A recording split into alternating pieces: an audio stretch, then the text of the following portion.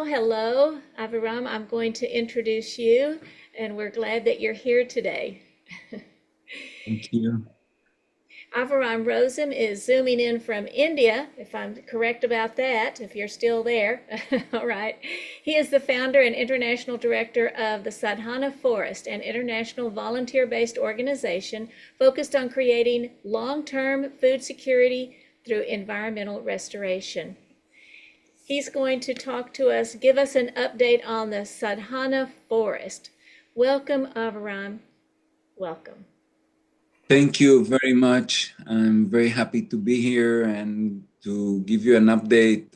Many of you know our work from before, and it's a great opportunity to tell you what we've been doing. So, 2 years ago, Sadhana Forest was actually with three centers, one in Oroville, where I'm talking to you from, and one in Kenya, and one in Haiti. And now we are with 8 centers, 8 reforestation centers. There are 4 additional ones are in India, 3 in the northeast of India in Meghalaya, and 1 in the south in the south of Tamil Nadu, and a new one in Namibia as well. So we've grown from 3 reforestation centers to 8 of them, and we're very happy about that. But that was also a huge work, of course, and took a lot of energy from all of us, from our team. Um, we have sort of focused more on tribal populations and working with them towards food security. So we're working now with the Kasi, Jaintia, and Garo tribes in northeast India, and with the Himba tribe in Namibia. And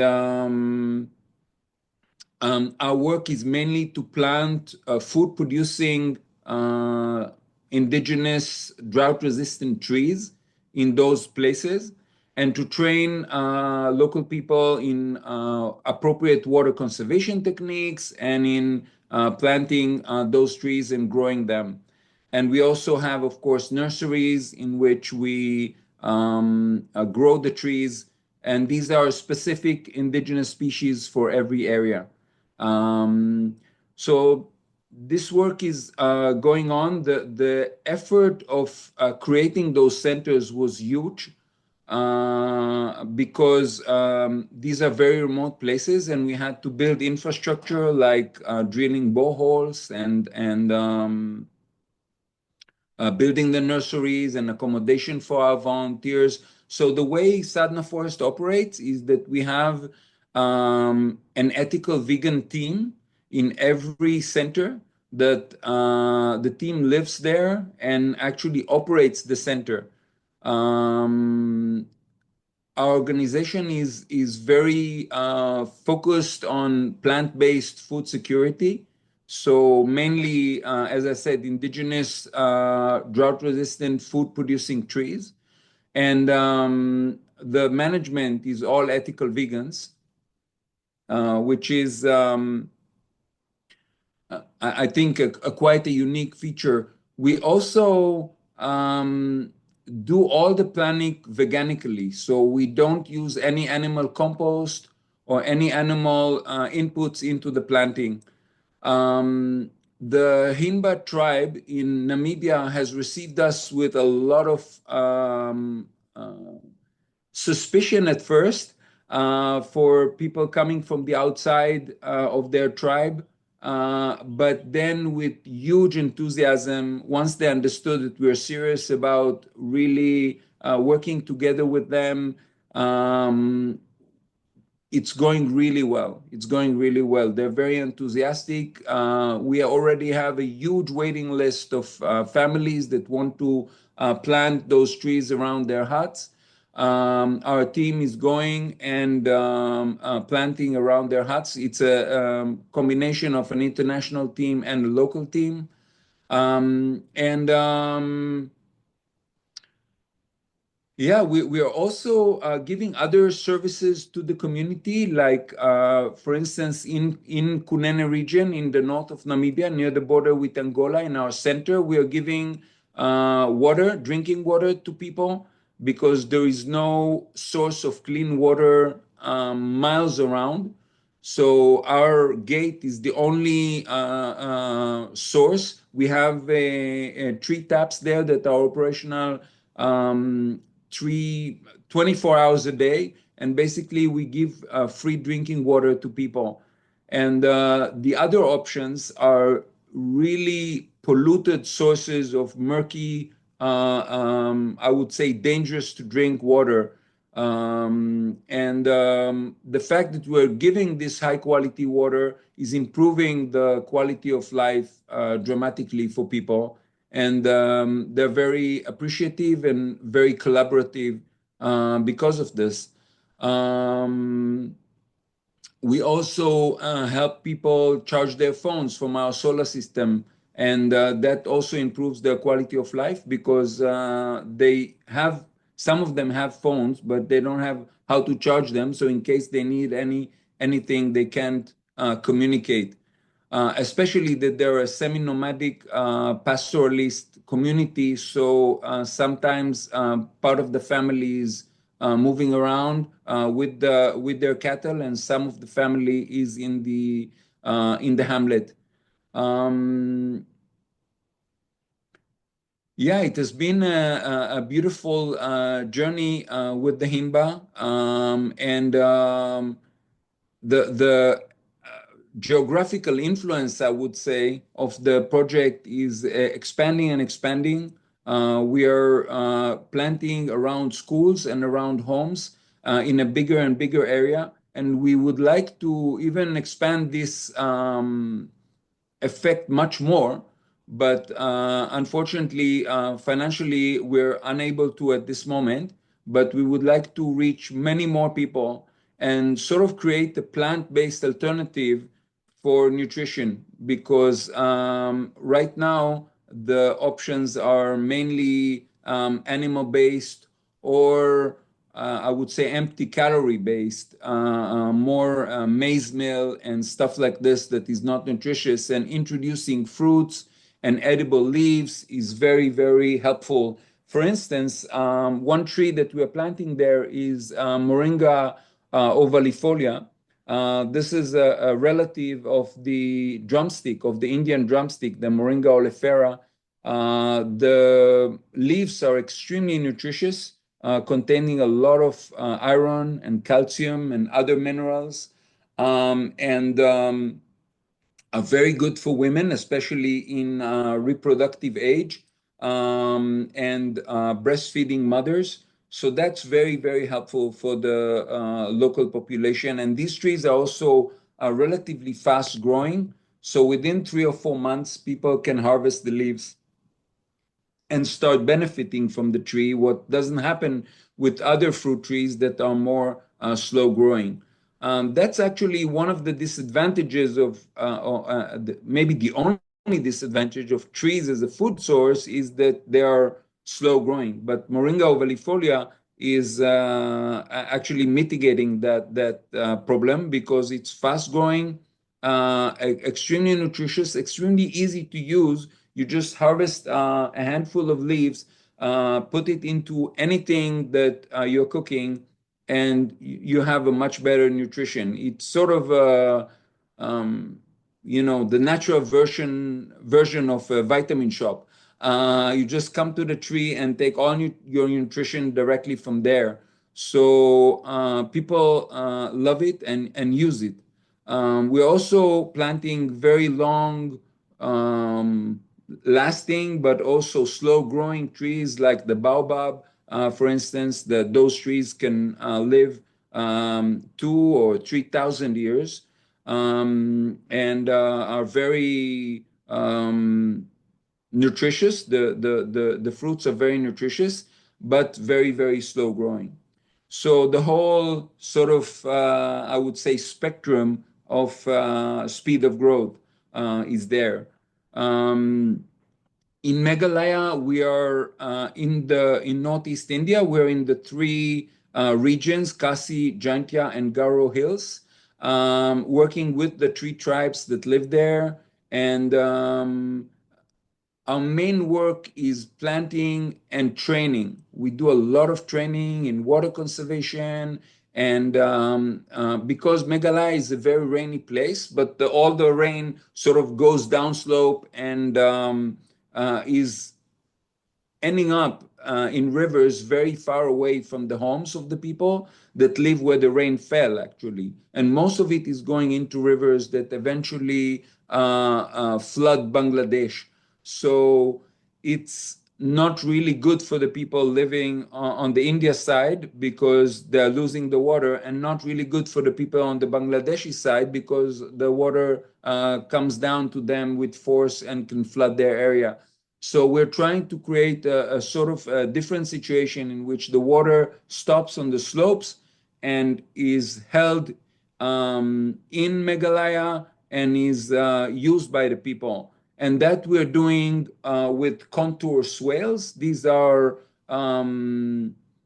structures of trenches and berms that are dug on contour of the land, so on the same height, so the water doesn't speed down the slopes and doesn't cause any soil erosion. So yeah, that work has been going really well, and our tree centers are working really beautifully with the local people and becoming part of the community. And that's what we really want to achieve. We want to stay for a very, very long time and create gradual and effective change. We don't work in those cycles of 2-3 year projects that because we know that the learning curve is quite long, and until you really learn to work in an area effectively, it takes time. It takes sometimes 2 to 3 years. And then if the project is finished, there is hardly any benefit to local people. So we try to do very long-lasting, sustainable projects. All our centers are off the grid, of course, and have composting toilets and of course, are 100% vegan. So the vision is very long lasting. In the beginning, it's difficult to explain that to local people that are used to this fast turnover of NGOs coming, going, 2-3 years.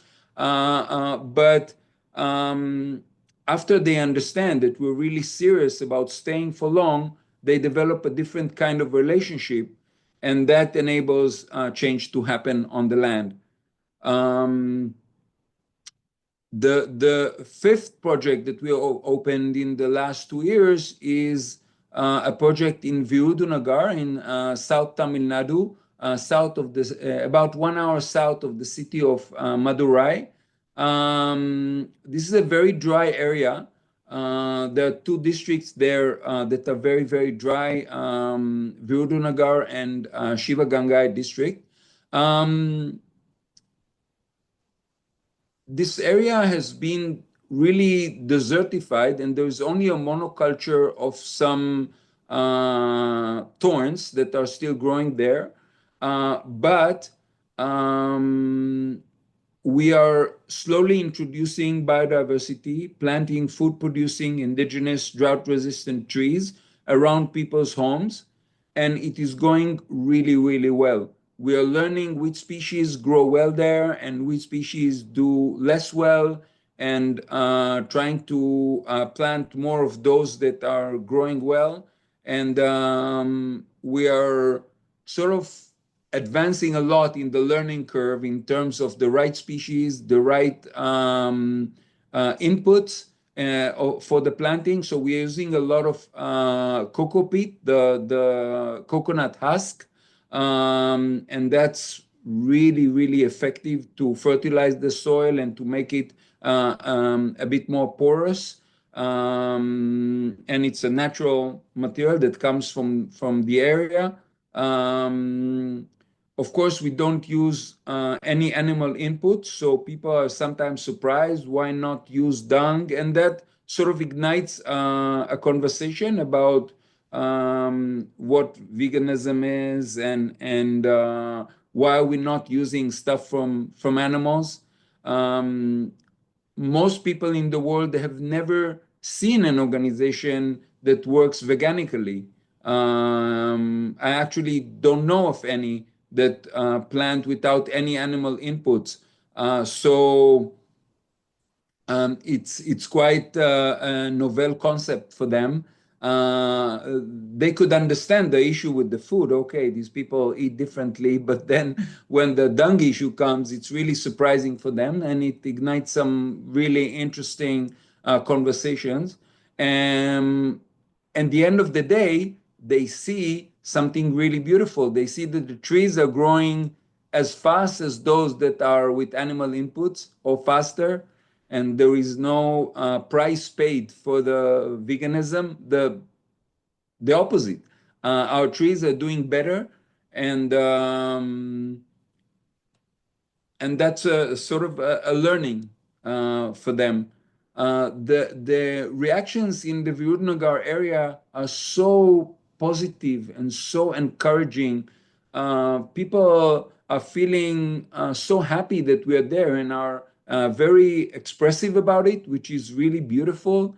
Always welcoming our team with a lot of happiness and interest and snacks and just being very warm and welcoming towards our team, and that's really beautiful to see. We're full steam ahead, enlarging our project. We just started a new 3-year project, enlarging our scope of work in Kenya. So we had a previous project to intervene. We work in a county called Samburu, and we have expanded in a previous project to a county called Kajiado in the border with Tanzania. And now we again got a project from the same foundation, and we're continuing towards other counties called Turkana and Marsabit. Marsabit is the desert in the north of Kenya, and we're excited to enlarge our scope even further. So our center in Kenya has been there since 2014, May 2014, for over 10 years now, almost 11 years soon. And we are, through this more short-term project, we are able to sort of broaden the geographical area of intervention from Samburu onwards. So first to Kajiado and now to Kana and Marsabit. And we're very, very happy about it. And we're happy that the people that are supporting us in Kenya are really wanting to continue to do so. Our Goshala in India, moving back to India, Goshala is growing and doing very well. The cows are very happy and healthy, and we're looking forward on the 14th of February to host the Vegan Forest Festival, in which we will host 1,000 people from all over India and the world. Some of you will be there. Thank you very much, Dr. Sailesh Rao, for joining us again. We're so happy with you being part of this. And so 14 to 16 February, 1,000 people will be in the forest learning about the environment and learning about veganism and learning about themselves. And this is a free event that we are offering to everybody, where nobody is charged for food or accommodation or anything. And we're very happy to be able to do that again, and hope to be able to do that next year and the years to come as well. Last year we had 700 people, and this year we'll have 1,000 people, and we hope to grow that event even further. We're trying to, in all our work, we're trying to environmental and educational, we're trying to create this very strong association between veganism and kindness. We want people to know that veganism is a way of life that is much beyond the relationship with animals. It has to do also with the relationship with people. And because the business world has discovered veganism, and there is so many vegan businesses, which is amazing and very important that we all have the ability to buy vegan stuff. We want to sort of balance that out a little bit with showing that vegans are also part of the charitable world, that not every vegan thing costs money, and that you can come, like our tea hut is extremely active.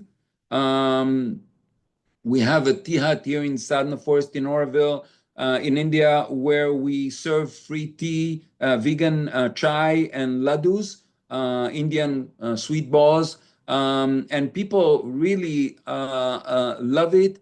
And many local people and other people from Oroville and from Pondicherry are coming, and we would like to create that association with kindness. We are also starting we call them the Vegan Saturdays, in which we already have a cooking class. We have first at 10 o'clock a workshop to connect with cows called Connecting with Cows, where we interact with the cows of the Goshala in a very warm and friendly way, and learn how to know the personalities of the different cows that we have and how to communicate with them in a way that is pleasant to them. All the cows in our sanctuary are free. They're not tied at any time, even when they eat. We never use a rope, just like we wouldn't want anyone to tie us with ropes.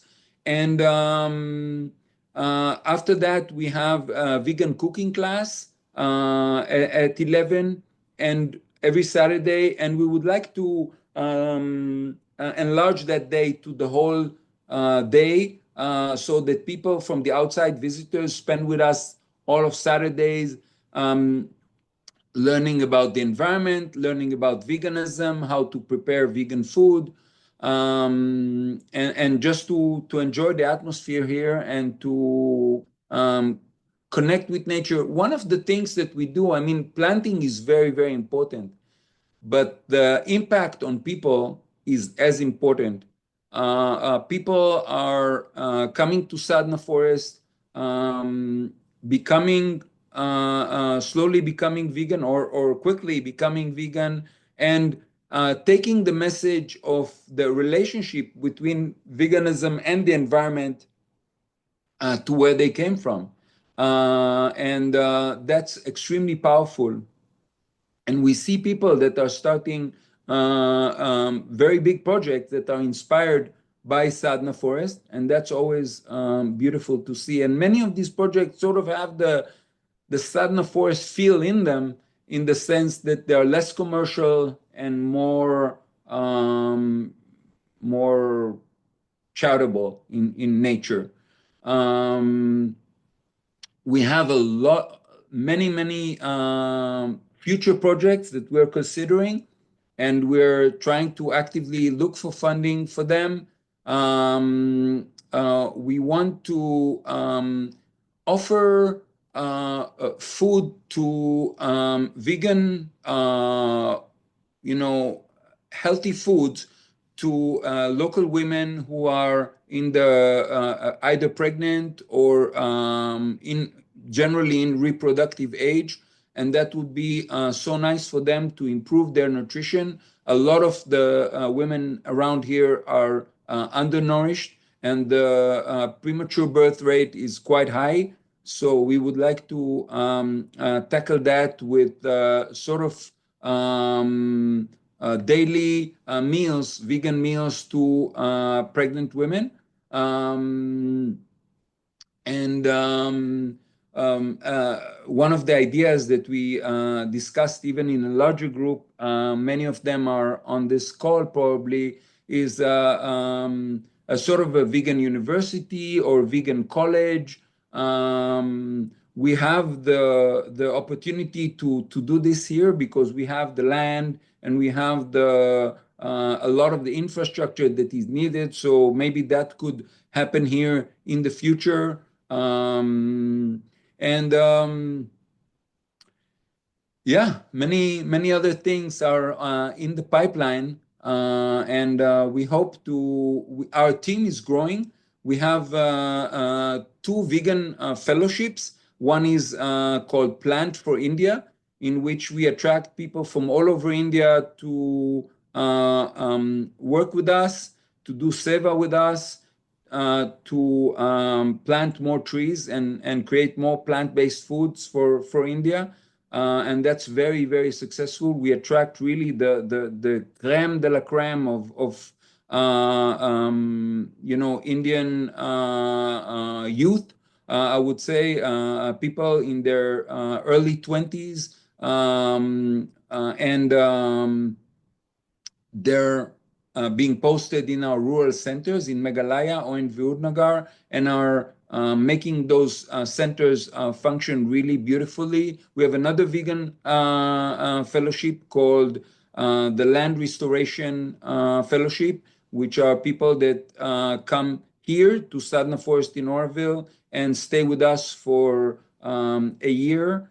And we hope to enlarge those fellowships and also enlarge our ELF fellowship, the Environmental Leaders Fellowship, ELF, so that we could have ethical vegans doing restoration work around the world with us in our international centers outside of India. So yeah, that's sort of in a nutshell what we've been doing. I don't know if you have any questions. I'll be very, very happy to answer them. Thank you, Aviram. Thank you. That's wonderful. I do see some questions coming in. I'd recommend that people put their questions in the chat or raise their hand and we'll let you come online. I have a question, and that is about when you have a lot of people, and if you have 1,000, you've had 700 before, that seems like that's a lot of work and foot padding on the forest. And I'm sure you have evaluated, oh my gosh, we're treading on the forest, and yet we're making vegans.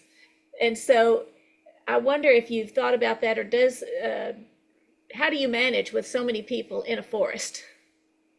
So at the time in Sadhana Forest in Oroville, we are hosting up to about 100 people.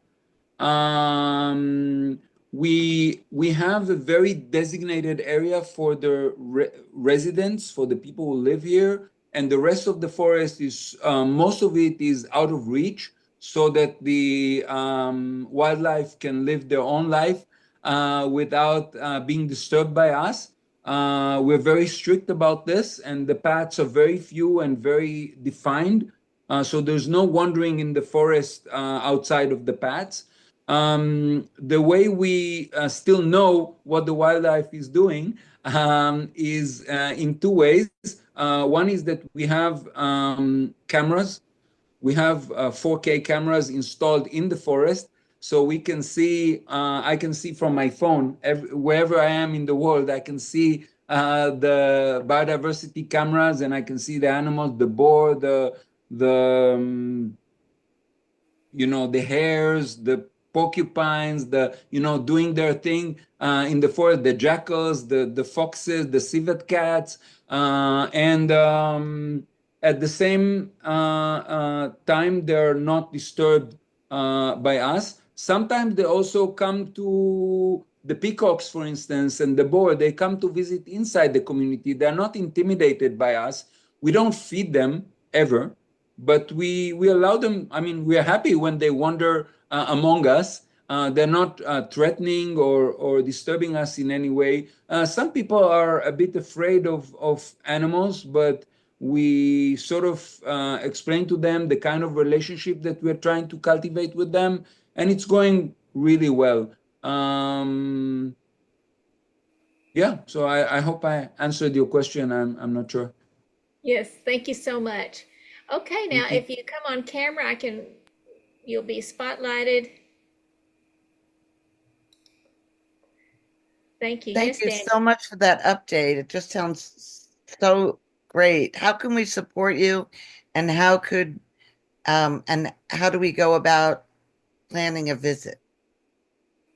First of all, you can go on our website, sadhanaforest.org, and see all the information about joining us for a visit. It's very simple. You simply write us an email or a message from the website, and we send you all the information within 24 hours. It's a very detailed email with everything you would need to know to come here. So that's very simple, and you don't have to book in advance. You can, as soon as you got the email, you can come the next day or whenever Wow. you want. Never turn away anyone from Sadhana Forest. We guarantee that each one of you that will come with however many people will host you happily. Regarding we also very much need financial support at this moment, and the best way to do that would be to go to a website called aviusa.org, aviusa.org, and then go to donate. I can maybe later send the link on the chat, but if you go to aviusa.org and donate, you will find Sadhana Forest among the projects. Just make sure that you click Sadhana Forest, otherwise it would go to Oroville in general. And you can donate there, and it's tax exempt in the USA because AVI USA is a 501c3, so there shouldn't be any challenge with that. And sometimes they have even matching donations, so they even match the donation, which is very beautiful. They've been supporting us for 20 years. And that's aviusa.org? Yeah, AVI. Like the beginning of your name. Yeah, aviusa.org. Yeah. We do have three more questions. One is from Chitkala Green Cheat, who is curious about how many, if any, indigenous communities do you know that are vegan? Indigenous communities. Let me just 1 second. I'm just copying the link so I could send it on the chat. If you don't mind, to take me just a second.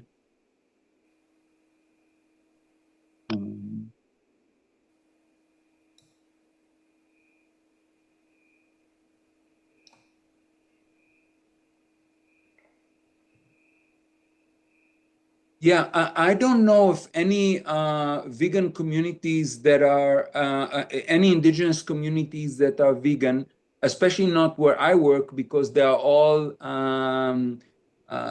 pastoralists. So they all have herds that they have used to go around with. And now, because of global warming and the disappearance of vegetation, and frequent droughts, they're not able to do that anymore. So they're willing to sort of consider plant-based alternatives, or at least supplementing their food with them. I know that, yeah, I know that some communities, but mainly in Europe, have the Lent. They have a fast which is vegan for a few weeks or a month in different countries, especially in Eastern Europe. But I don't know of any indigenous communities that are vegan. Yeah. Thank you. I'm sorry, go ahead. No, I mean, de facto, some of these pastoralists are almost 100% vegan just because of lack of meat, because their herds have died in the droughts. So they're forced to eat only maize meal, but it's not out of deciding to be vegan. It's just out of lack of other possibilities. Yeah. Okay, another question from Jay. Are Sadhana's projects received more enthusiastically in regions with a history of vegetarianism, such as southern India, versus in places where veganism is more of a foreign concept? I wouldn't say so. I would say that the veganism is a factor in the relationship only maybe in the first few weeks when people don't understand why we are vegan, or they might see it as very strange. But after that, when the relationship evolves, we are received as well everywhere. And I think that the maker of relationship is the long-term commitment. That's what makes it happen.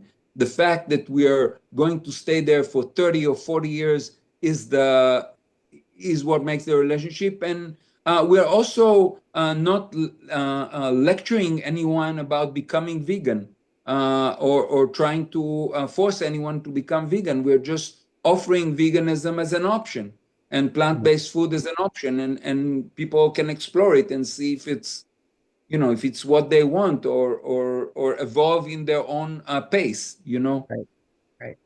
Okay, two more real quick.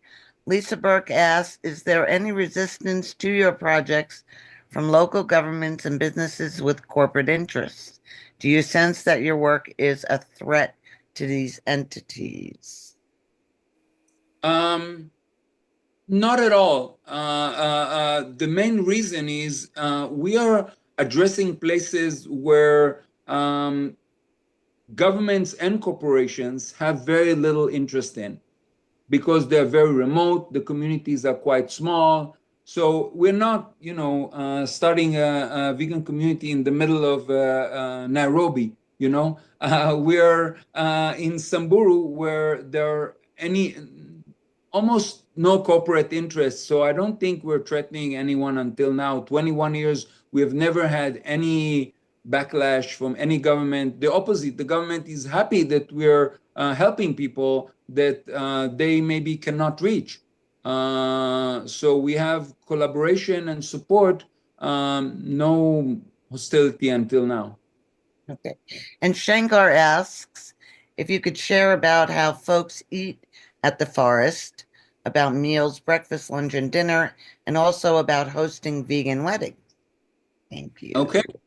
So I'll start with the weddings. We're offering free vegan weddings to whoever wants to marry in the forest.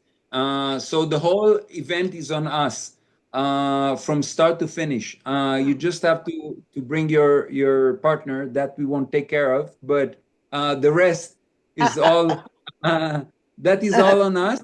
And it's really amazing, because many times the couple is vegan, but all the guests are not vegan, and it's their first conscious vegan meal in their life. That's how it has been in the 3 weddings that we have hosted until now, and we hope to host many, many more. So not just weddings, but any celebration. You want to celebrate a significant birthday for you, or celebrate your relationship, or whatever you want to celebrate. We'll be happy to offer that celebration for you, free of cost.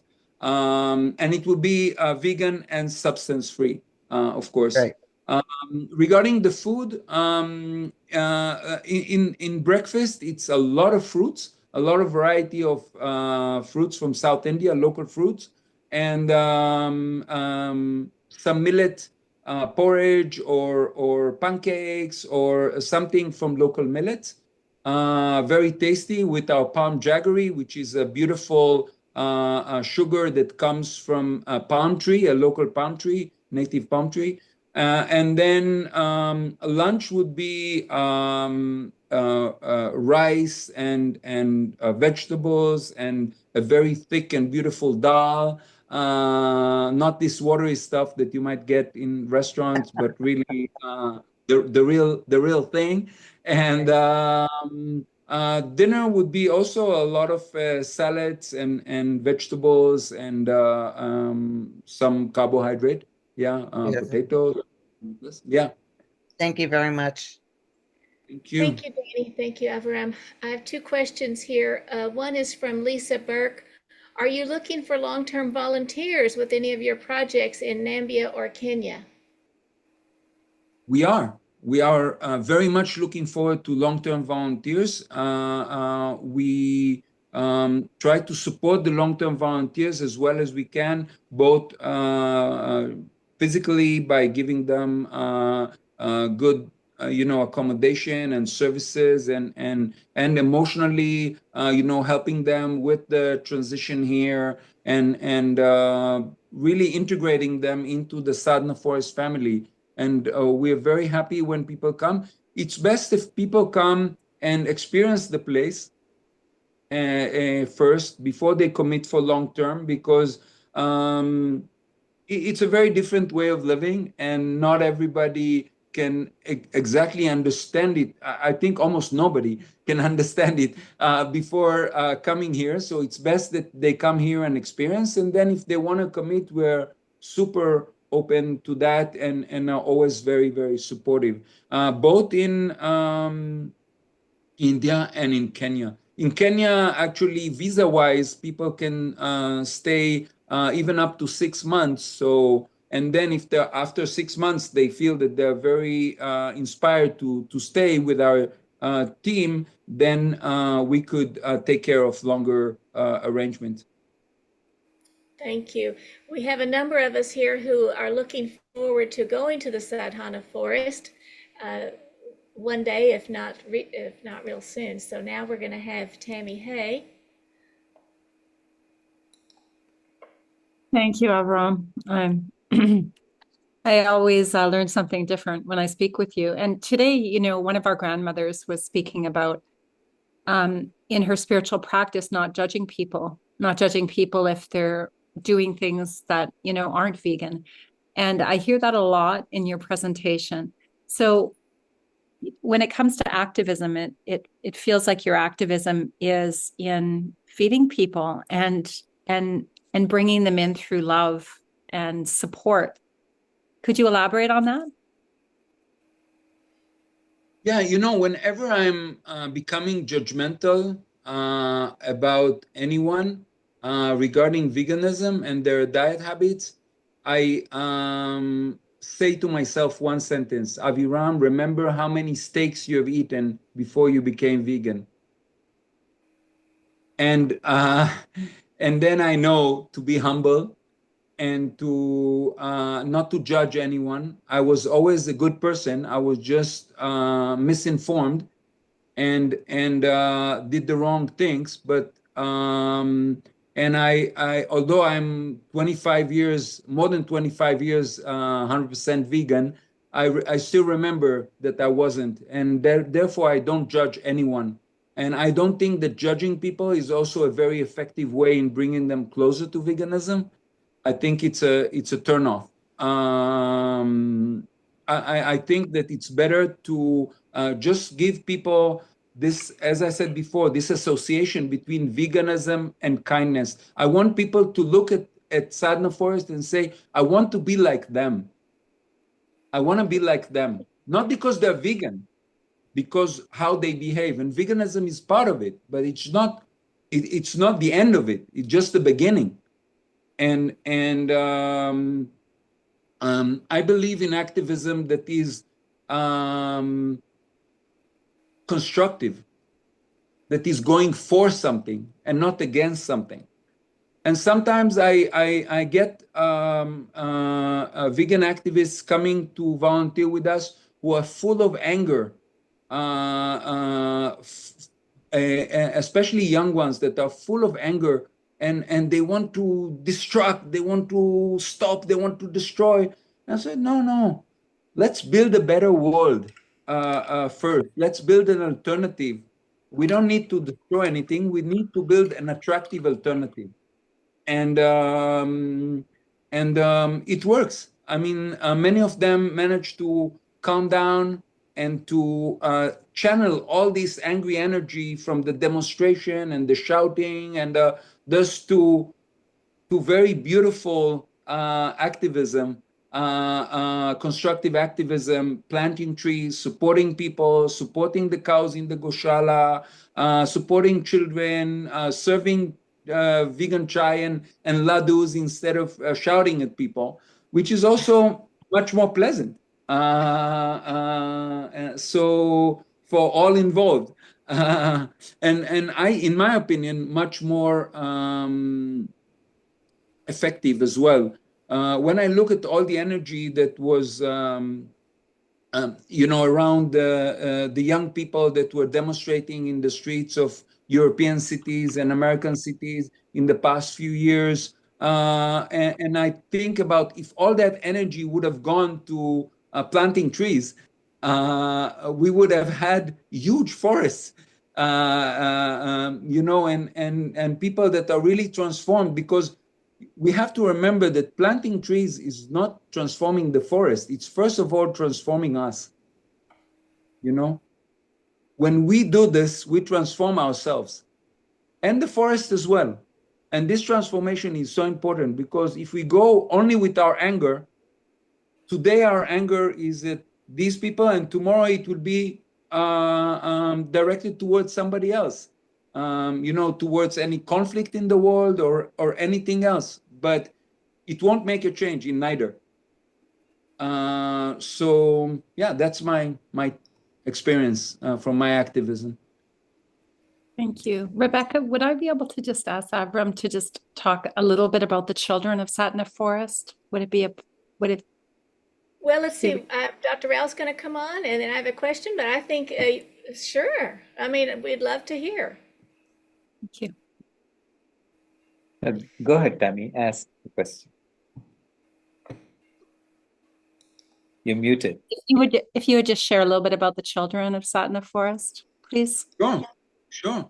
So there are many children involved in Sadhana Forest in different ways. There are the children that were born here in the forest, 4 in total that were physically born in huts in the forest. My younger daughter was the first one. Since then, 3 more have been born here, and they're growing here, and in a very, I would say, self-directed way. They're just exploring the forest, exploring people, connecting with so many people from so many different cultures. They spend a huge amount of time with the cows, especially lately. In the past year, we've seen the children spending a lot of time in the Goshala, really enjoying the relationship with the cows.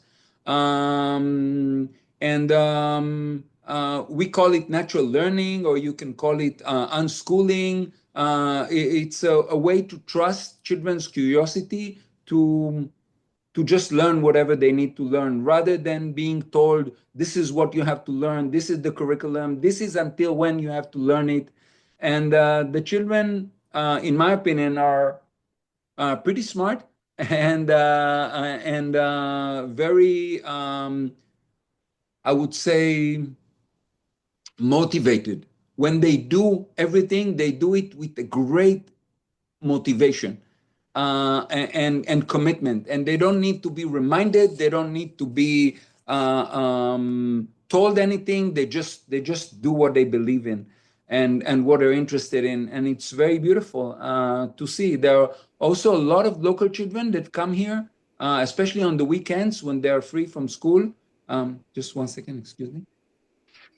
And they enjoy the weekend with us. Talking about children, there's our neighbor Satya from the nearby village of Patanur that grew up basically near Sadhana Forest all his life. He was 7 years old when I came here 21 years ago, and now he's a married man and still has breakfast with us every day and dinner. And now, because he's married, his wife comes to eat with us, so he's eating mostly vegan food. And he's part of the community. He grew up with the forest, literally.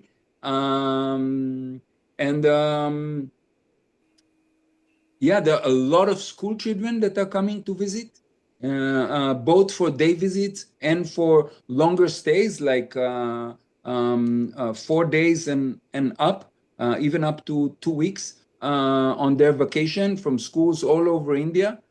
So that's also beautiful, and they have an experience of learning without being told to learn, and understanding that learning can happen everywhere. You can learn mathematics by seeing people building a roof or participating in building a roof. You can learn trigonometry. You don't have to learn it on a blackboard. You can learn it in real life. And so it's a different and beautiful experience for all of us. Thank Thank you. you. Thank you. And I have a thank you, Tammy, and thank you, Aviram. I think Dr. Rao wants to come on. Is that right, Dr. Rao? Good.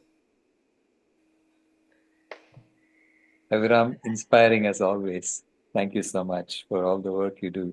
I don't know how you have the time. Less sleep and more vegetables. More vegetables, yes, that will do it.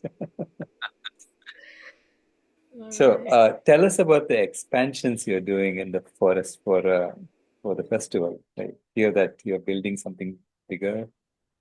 Yeah, we're actually building a huge sort of shaded area near the mud pool.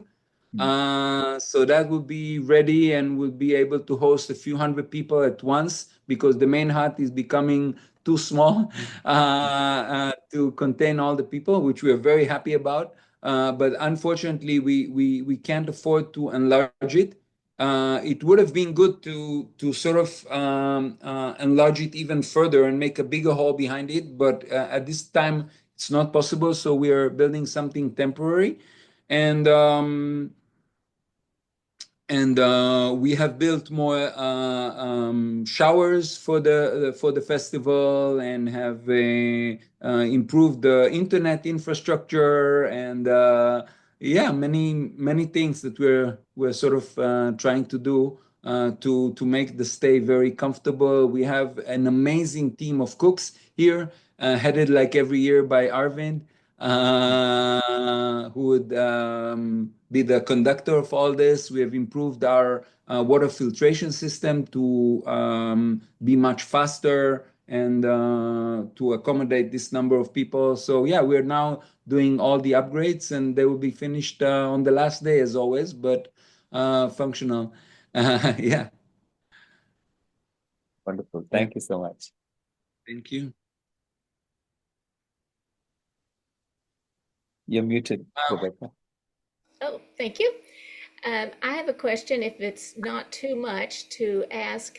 When you go into one of these places, I've seen where you talked before that you establish a relationship with the people, then you tell them about planting trees. Do you also have in your plan to build a hut or a central place like you have at Sadhana Forest? Yeah, absolutely. We have physical centers in all these 8 places that are constructed from mostly from local and natural materials when possible. And we have boreholes and tree nurseries and quite a lot of infrastructure in each one of these places. Yeah, because as I said, we're a permanent project, so and our team needs a place to live and to, for instance, just to give you an example, in Namibia we have established a huge solar system for our place, which is able to pump water and supply water to people 24 hours a day. A tree nursery that can host a few thousand plants, accommodation for our volunteers who live there, and a huge fenced area for herbarium to grow all the species that we want to grow and demonstrate them in our land, parallelly to planting them outside around people's homes. So yeah, we're big on infrastructure. We try to do it very sustainably, and as I said, we are off the grid in all locations This is very, very important for us to walk the talk of sustainability, not just on the diet level, but also on the energy level, on the composting level. We never have any flush toilets. All our toilets are dry composting toilets. All our hand washing stations are using about 15 times less water than normal taps. The sustainability design is very, very strict, I would say. Yeah. Wonderful. Thank you so much. A wonderful update. I'm so pleased that it's expanding. We all are uplifted and moved by your powerful work. Thank you very much for your support and for giving me this opportunity. And I hope to see you very soon at Sadhana Forest and to continue staying in touch. Thank you. Thank you, Aviram.